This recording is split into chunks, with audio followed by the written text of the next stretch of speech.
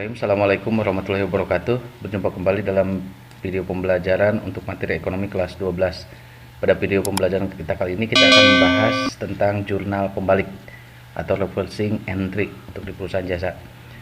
Kita akan membahas kasusnya untuk di bengkel top motor. Adapun lembar kerjanya bisa di-download di bagian deskripsi di video pembelajaran ini. Ya, kita lihat tahapan akuntansinya. Di video pembelajaran sebelumnya kita sudah melewati tahap siklus akuntansi perusahaan jasa dari awal jurnal umum sampai membuat laporan keuangan, jurnal penutup, dan posting juga sudah selesai semua.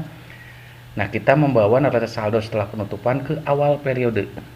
Ke awal periode akuntansi, kita akan menghadapi transaksi lagi. Namun, sebelum kita mencatat transaksi yang baru, kita akan cek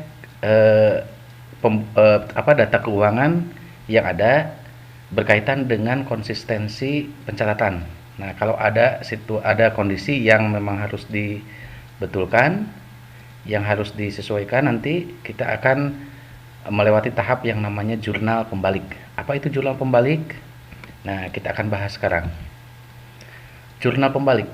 Jurnal pembalik itu atau reversing entry adalah jurnal untuk membalikkan jurnal penyesuaian. Jadi dasarnya dari jurnal penyesuaian. Membalikan, artinya membalikan. Kalau di jurnal penyesuaiannya di debit jadi kredit, kalau tadinya di kredit jadi debit. Hanya membalikan saja. Jadi secara sederhananya seperti itu. Tapi pertanyaannya adalah jurnal penyesuaian yang mana yang harus dibalikan. Nah, jurnal penyesuaian yang harus dibalikan adalah jurnal penyesuaian yang memunculkan akun real yang baru.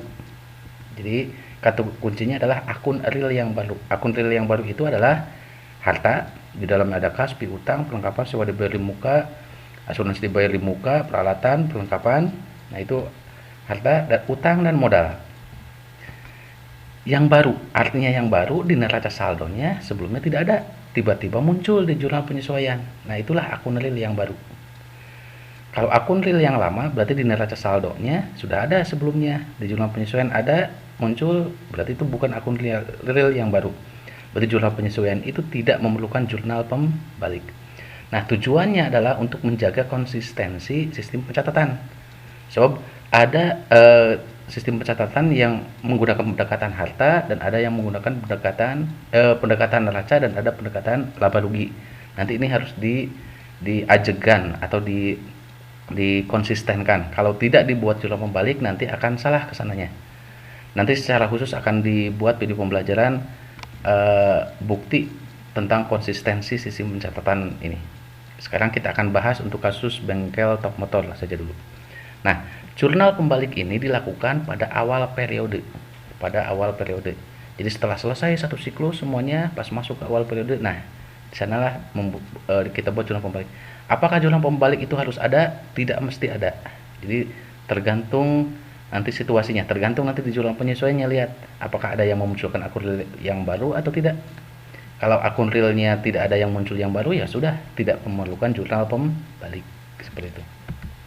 Ya, kita lihat karena dasarnya dari jurnal penyesuaian nih, di lembar kerja bisa dilihat lagi jurnal penyesuaiannya. Kita cek satu-satu semuanya, ini satu jurnal beban penyusutan peralatan, akumulasi penyusutan peralatan, ini satu jurnal penyesuaian. Kita akan cek nih beban perlengkapan. Kita akan cek, kita cross check dengan neraca saldonya, apakah muncul baru atau tidak, gitu. Kita lihat beban penyusutan peralatan, ini akun nominal nih, akun beban. Nah, akumulasi penyusutan ini akun real, tapi sifatnya mengurangi. Jadi ini sudah jelas tidak memerlukan jurnal pembalik.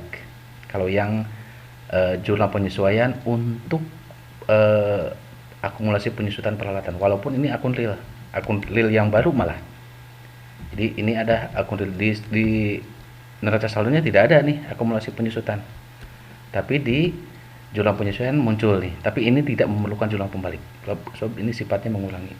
Berikutnya jurnal penyesuaian yang kedua, beban perlengkapan, kreditnya perlengkapan. Nah, yang termasuk akun real adalah perlengkapan nih. Ini kan harta, akun real. Kalau beban perlengkapan ini akun nominal, berarti yang ini kita cek perlengkapan. Di neraca saldonya apakah sudah ada atau belum? Nah, di neraca saldonya ternyata sudah ada nih perlengkapan. Berarti ini adalah akun real, tapi akun real yang lama, bukan yang baru. Sebab sebelumnya pun sudah ada. Berarti ini tidak memerlukan jurnal pembalik. Berikutnya beban sewa dan sewa dibayar di muka. Beban sewa, beban nominal. Ini tidak masuk kriteria. Nah, yang kreditnya nih sewa dibayar di muka. Ini akun real. Ini akun real. Cuman kita cek di neraca saldo apakah baru atau sudah ada, sudah lama di neraca saldonya. Kita lihat.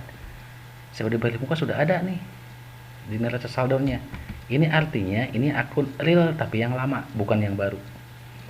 Berarti ini pun tidak memerlukan jurnal pembalik.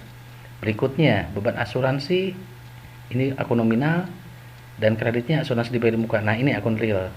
Tapi kita cek akun real yang tiba-tiba muncul atau akun baru atau akun yang lama. Kita cek ke neraca saldonya.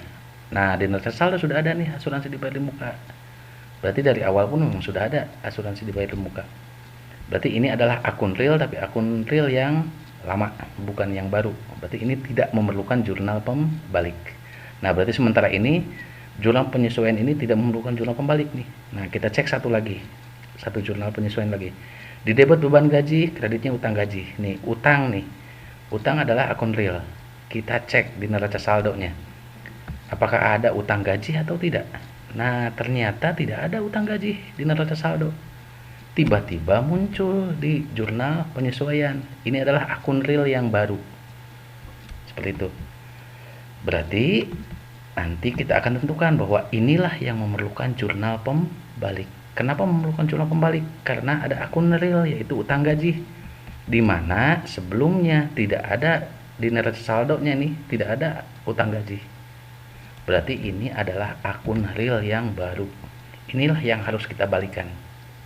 Beban gaji di debit 100.000, kreditnya utang gaji 100.000. Bagaimana membuat jurnal pembalikannya? Tinggal dibalikan. Inilah yang memerlukan jurnal pembalik. Nah, bagaimana membuat jurnal pembaliknya? Berarti tinggal dibalikan saja. Beban gaji tadinya di debit menjadi di kredit, dan utang gaji tadinya di kredit menjadi debit.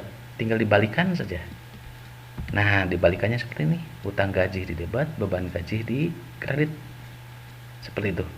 Jadi sekali lagi, di debit beban gaji, di kreditnya utang gaji, dibalikan menjadi jurnal pembalik seperti ini. Jadi utang gajinya di debit, beban gajinya di kredit. Nah, inilah jurnal pembaliknya. Ya, demikian pembahasan untuk jurnal pembalik kasus bengkel Top Motor. Nanti secara detail pembahasan tentang kenapa harus ada jurnal pembalik, terus bagaimana kalau seandainya tidak dilakukan jurnal pembalik, dampaknya terhadap konsistensi pencatatan, dan dampaknya tentang betul atau tidaknya pencatatan di periode sebelumnya. Nanti kita harus membahas dalam video pembelajaran tersendiri agar lebih komprehensif.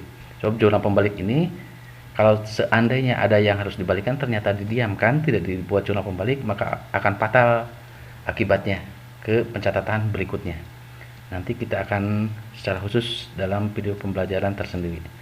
Ya, untuk bengkel Top Motor berarti transaksinya, pembuatan jurnal pembaliknya sudah selesai, dan bengkel Top Motor siap untuk menghadapi transaksi di bulan Mei.